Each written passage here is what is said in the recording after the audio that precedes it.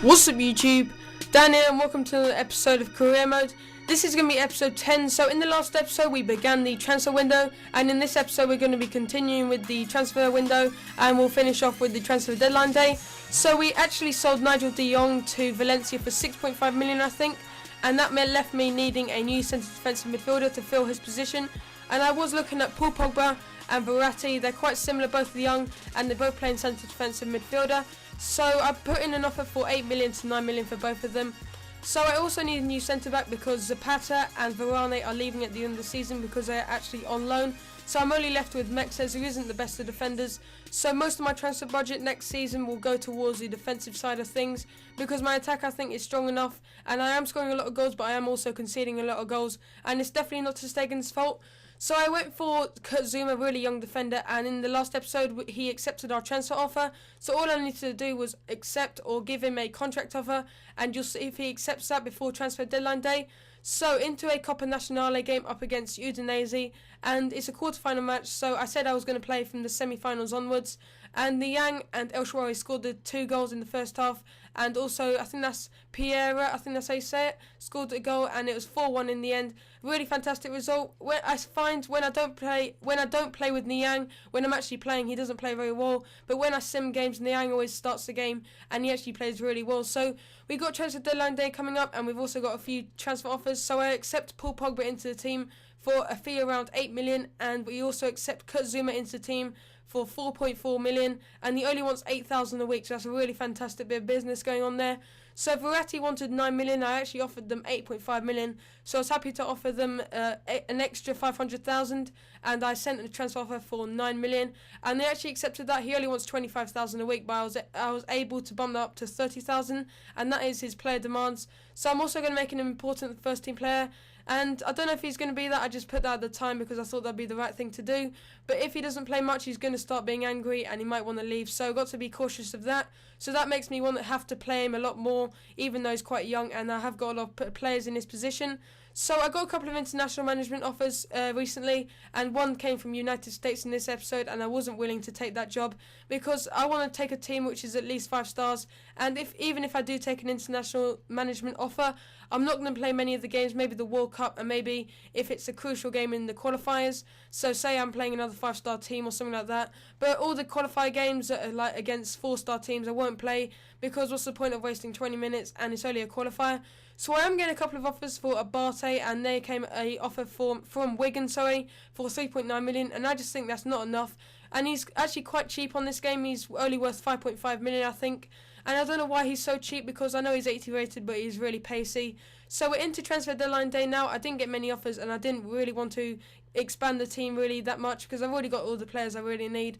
So I fast forwarded a little bit, not much happened, and as you see there, Luis Gustavo going from Bayern Munich to Valencia. So Valencia clearly got a lot of money, and they are investing in a lot of players, so they've also bought de Jong from us. And Mascherano always seems to go to another Manchester club. He always seems to go to Manchester City or Man United. If you've had that same experience, tell me in the comment section, because he always moves to a new club. He's never happy at Barcelona. So here is a scouting update or a scouting report, and I'd really recommend, as I say in every episode, to go to Brazil because look at all these potential players, all above 90.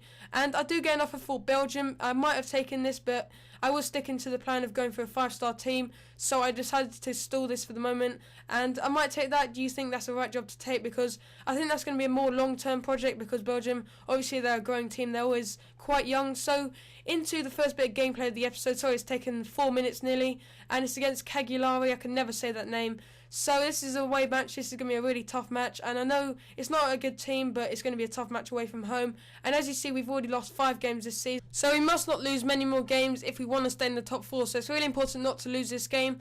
And Cagliari actually started the game as a better team. A fantastic double save there from ter Stegen, and it kept it at 0-0. So this is a really game I was struggling in. I was actually playing Kurt Zouma, and he didn't feature much in the team. He was not marking this guy, as you see there, and Mexes didn't do the job either. And a really scabby goal to concede there, and it was Thiago Ribeiro, I think that's how you say it, or Ribeiro, and he scored the goal there. Really scabby goal to concede. And this was actually quite a nice goal. Mexes just didn't follow the run again, and Sal took advantage of that, and he made it 2-0 in the 67th minute. This wasn't a very good game. I was playing quite a weakened team because I had another game in a couple of days, and we actually ended up losing that game. Sorry, I was about to say winning. We lost that game 2-0, so that's another loss. 6 losses this season. But the only thing we have is that we've drawn 2 games, which is quite a low score compared to the teams around us.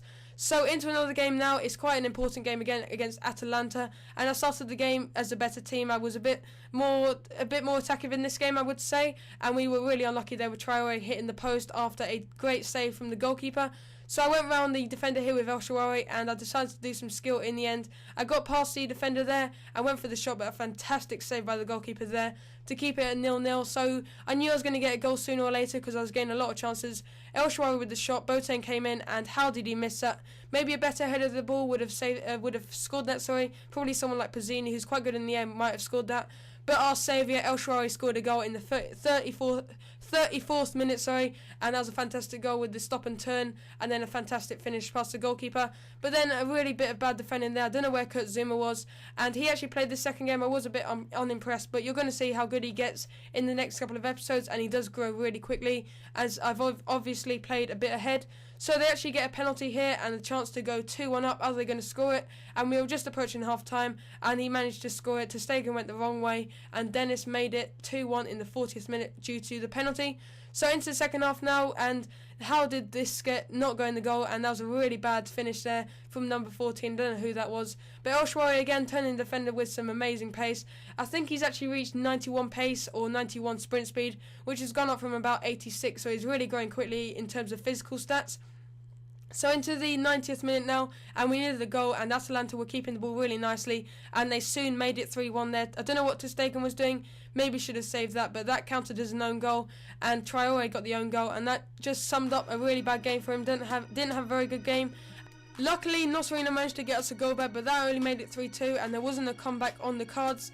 So that's about it for this episode. There will be a squad builder later on today, so thanks for watching, and I'll see you in the next episode.